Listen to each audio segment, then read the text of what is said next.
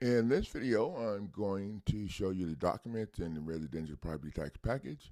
I talked about them in the last video, but I didn't realize that it wasn't showing the actual document. It was just showing the screen the document came out of. So we got that figured out now, and the first document that we're going to show you here is the complaint for property tax extortion, real estate deed fraud, and due process violations. And we're just going to show you just a little bit of this is actually the second page, but it's really the first page with anything on it that has value, so you can get idea what we're bringing to the table here. And you can see this is fire here. We're not playing. Everything they're doing, the taxes are not portioned, which is what the Constitution calls for.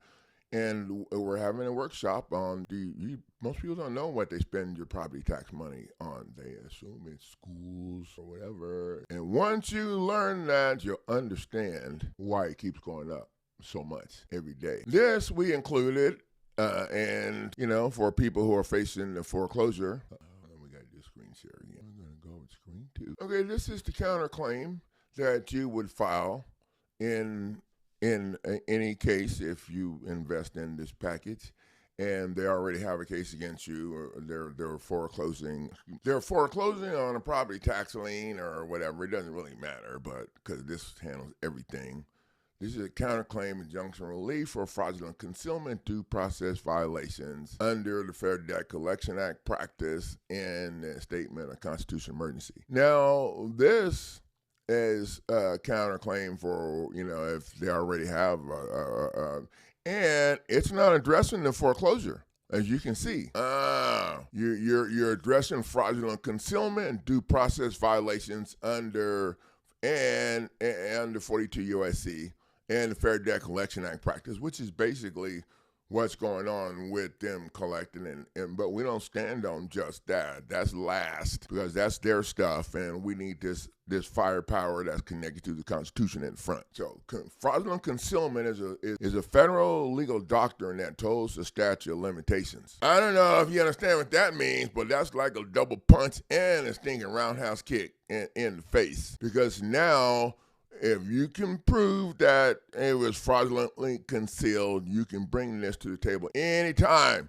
You can go after them for stealing your property through property tax, whatever, anytime. Oh, so next we're going to take a look at. So in this package is actually 3 lawsuits. This one is $200 million federal civil rights complaint and statement of constitutional emergency lawsuit for wrongful foreclosure. Oh, forgery. That signature that happened after you left the signing table. Forgery, and there's some other forged signatures all along the way because it's an administrative thing. So that forgery is powerful. Oh.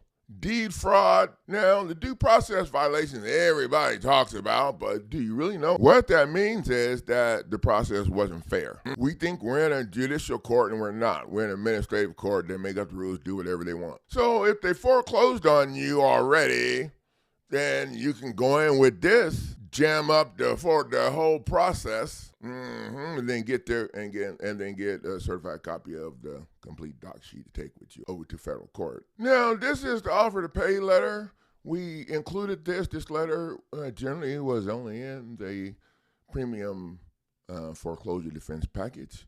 This letter we included in the property tax package, also in the commercial property tax package. This letter is used to challenge them on the mortgage lien before you're in default. It has in it on the second page, it has a statute that they require, and it's a law that their attorneys, all the government workers are supposed to. The statute mandates that they're supposed to provide the original instrument of indebtedness in its original form when they call in the full loan amount, and they don't do that. That's pretty much it on offer pay. Now, we mail the offer to pay letter to them certified, or we make them sign for it so that we have verification that they received it. And then later on, I tell people to send a copy of it to the clerk. Put your name, your address on there, even if there's not a case against you, okay? Because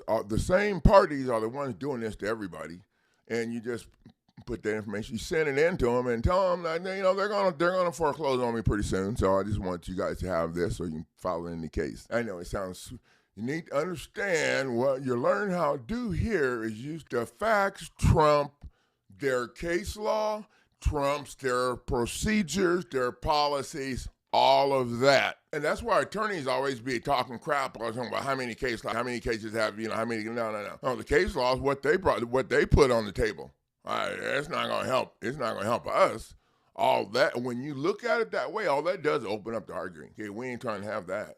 So we don't worry about case law. We going with the facts, Jack. And then we have a demand to strike the judge's order. And that's pretty much it.